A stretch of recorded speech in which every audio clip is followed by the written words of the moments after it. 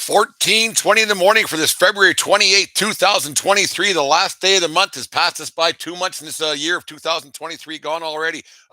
Today's show is brought to you by Barn Burner Hockey and barnburnerhockey.ca. Use promo code 1420BARN at barnburnerhockey.ca and get 10% off their all natural hockey products and apparel today at barnburnerhockey.ca. Anyways, thank you for making us a part of your morning. Every morning we're starting doing this every day again. I got away from the Major League Baseball thing we were doing, so it's a little bit busy here at World Headquarters, but we'll start doing this YouTube live thing every day. Hopefully it picks up some steam. Got a couple of people are watching already, which is really nice of you guys who joined in to watch us this morning. It's our first kick of the cat here. You shouldn't go around kicking cats, but it's our first one. No editing, no nothing. Jim can't go out and fix things that we say, so I really got to watch my yap on what goes on and what comes out of my mouth, but we'll try to keep it G-rated like the news is every morning for you guys here at 14:20 in the morning. Anyways, the NHL deadline is fast approaching. Friday at 3 o'clock Eastern time, 1 o'clock Mountain, whatever it is, noon Pacific, I guess. Lots of trades are happening. The Leafs made a couple of deals yesterday. They made the Tampa Bay Lightning. They made a couple of deals. A big deal on Sunday night. We'll get to that in a second. But with all these guys that are getting moved already, it must be a bit of a geez, what's happening here? Because the TSN boys and the guys at Sportsnet, they have an all-day show. They go on at like 5 in the morning our time, and they start breaking down the trades the day that might happen and everything else. And when they see these deals go down early, they must get a little bit nervous. Think, geez, what are we going to talk about for 8, 9 hours on Friday during deadline day? It always works out. I personally don't understand it a whole bunch because really the trades come up on Twitter the second after they're done, right? So why it's breaking news on TSN and why we get glued to that and everything else is a mystery. But it's good for TV. It's good for sports guys like myself. Maybe we'll do something on Friday as well to go along with the with the trade deadline. But on the trade deadline day, like I said, the Leafs made some deals yesterday. They got rid of some draft picks. They got rid of a first overall, a third. They went out and got a serviceable hockey player that will help them to get maybe passed around and get past the thing.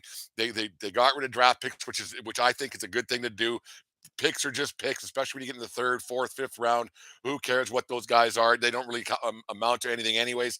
Sometimes the a blind squirrel finds a nut once in a while, and they do have a situation where you do get a ace in the hole and a kid that comes out of nowhere and ends up being a Hall of Famer. But it's not too often that a fourth, fifth, sixth rounder even makes a team. They end up tolling in the minors, and they end up being a serviceable guy to come up for an emergency call up, or a guy who got injured or whatever it is. So going out and making these deals and getting players that you think that will put you over the hump. What that hump is with the Leafs, I don't know. You can't think that just winning a round is what a lot of Leafs fans want, but just winning around, you can't think that that's going to be what the team would want and what Kyle Dubas wants by going out and getting rid of picks. Because you remember, like, it's not just that you go for it this year, but they've been building this for quite some time. When that year that they tanked for Austin Matthews and they went and they ended up getting him, and they give him a lot of money and they give Marner all the money, then they go out and sign Tavares and Nylander.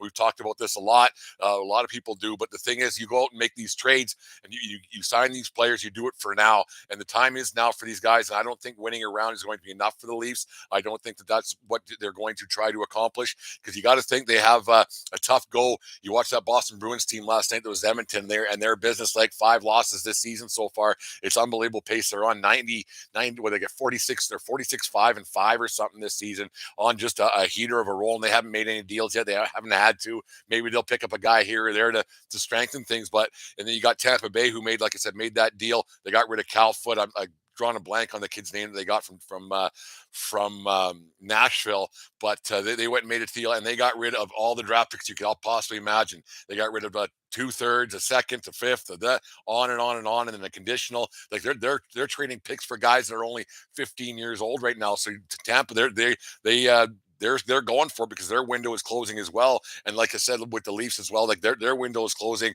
with the Matthews situation. Like these guys have been around for 7, 8 years now, and so the amount of money that you're spending year in year out, you have to go for it. And when your window closes, you need to find a way to get something done and accomplish a Stanley Cup, or to get to a finals or something. But every team that spends this kind of money, you got to think that the Stanley Cup is what they're going for, because it's hard to win. We say it week in, week out on our show that it's really hard to win, and the amount of money that you spend, and the owners eventually want something. They want something for their investment. Yeah, the place is sold every night, and it's sold out every night, and they get money for. For the TV deals and merchandise and everything else, but eventually they want a trophy for the mantle. And with Dubas, the Dubas situation, you got to think that he wants something, because he don't have a contract for next year, so he needs something to get done, and get something done now, because you got to think if they don't win, they'll go on to somebody else, because the ownership said, here's the money you need, whatever you need here, you can get it. They have the best of everything there in Toronto, and they have it. He's put all the players out there, and I think that now maybe go and get a bit piece. Everybody wants another defenseman. Everybody wants the next Cale Makar, and he ain't coming around for the corner. Speaking of Colorado, they're on a bit of a heater right now. Look out for them, because they're getting healthy and they're ready to go, and they're playing like really good hockey right now. And they had some, I would say, what's the word I'm looking for? Load management, with guys being hurt all season long. McKinnon was out a little bit. Gary Landeskog was out a little bit. Makar's been out a little bit with some concussion issues. And let's hope that those aren't a permanent thing. But you got to think that team is in pretty good shape right now, rolling into the playoffs. They'll get there. They'll be fine, and they'll be a force to be reckoned with, like just they were last year in the winning the Stanley Cup.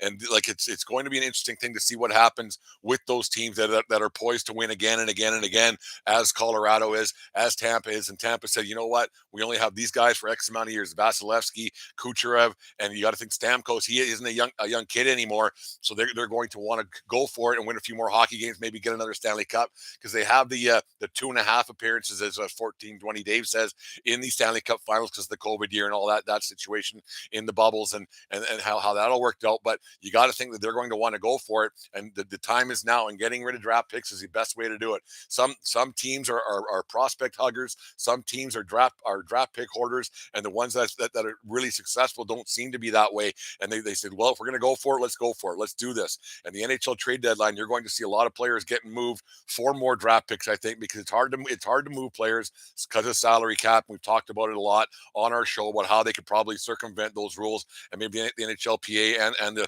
Players Association, or the league itself, need to find a way to try to circumvent these rules, because it's unfair that the teams that do some winning, that they get told that they can't have their players anymore. It doesn't work out for them. So it's going to be very interesting to see how the trade deadline rolls out.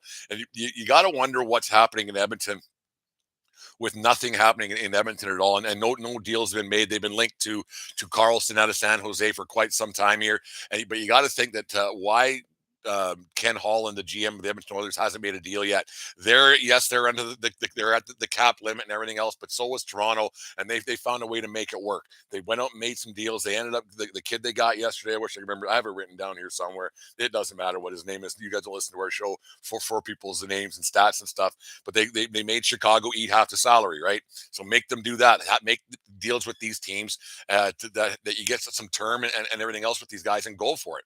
Go for it. Edmonton has the best hockey player on the planet right now, and they aren't doing any movements. They're not doing anything. And why Holland can't make deals is a bit of a mystery, because like I said, if Dubas can go and make deals, then why can't Kenny Holland? Because if Holland's supposed to be this uber general manager, as he was with the Detroit Red Wings years ago, with the Yzermans and the Chelios and Shanahan and the like, and all those guys that were calling him to end up actually playing there, he didn't. And there was no salary cap back then, and Little Caesars had the Ilitch family saying, yeah, here you go.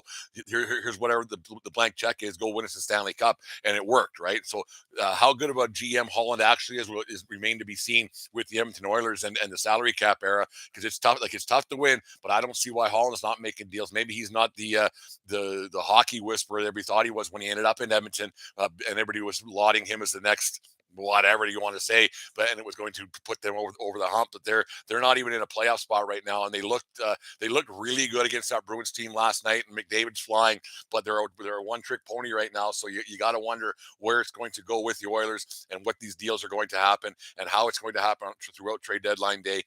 Is Kane going to get moved? I think the longer it stays around, I think the less likely he is to get traded. But the thing is that he as soon as I say that, this will come out later on this morning when I get it up on Apple and Spotify and everything in its podcast form. Probably the deal will be done, and what I say is going to be I'll sound kind of dumb. So I think that deal was going to be done. It would have been done already with the Rangers and like sitting these guys out. The one that bothers me a lot, we've talked about a little bit, is that Chikrin not moving. Jacob Chikrin out of the embarrassment that's the Arizona Coyotes. He hasn't been moved yet, and he's been sitting out for weeks on end. Now they say it's an injury, then they say it's this. Like they were sitting him out for a long period of time to protect their assets so he wouldn't get hurt, and then they couldn't trade the guy. So they make the deal 3 weeks ago. Deals, they can't be that hard to make. You look when they the Vancouver Canucks got rid of Bo Horvat. They put him out there. The deal was done 2 days later. Lou Lamoriello acted quick, went out and got him, and it all worked out in the end for Bo and him getting a new contract on Long Island. But the trade deadline is an interesting thing to see how teams will pony around and go for it or not go for it. And this Friday will tell fan bases a lot if teams are going for it or not. And maybe that's what Edmonton has right now. Maybe Edmonton actually thinks that we have the two of the best, the top two scorers in the league right now, but we don't have the best team in the world, so we're not going to win. So maybe going out and making the trades and getting rid of a few guys and just getting bit pieces only makes your team marginally better. Maybe that's what it is. So this Friday will actually make it'll be a big statement for a lot of teams saying, yeah, here it is. We don't have the horse this year to go for it, so we're not going to go for it. People know in general if their team has a chance at winning.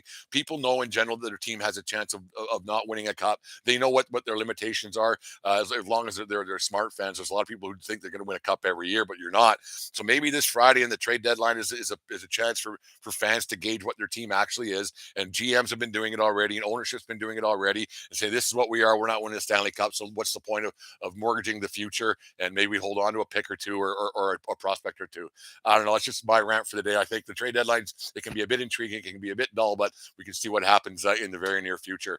Anyways, on this day that's my rant for the day, by the way. Anyways, on this day in 1991, Don Mattingly, Donnie Baseballs, he's still known throughout the baseball world. He's now with the Jays as a bench coach.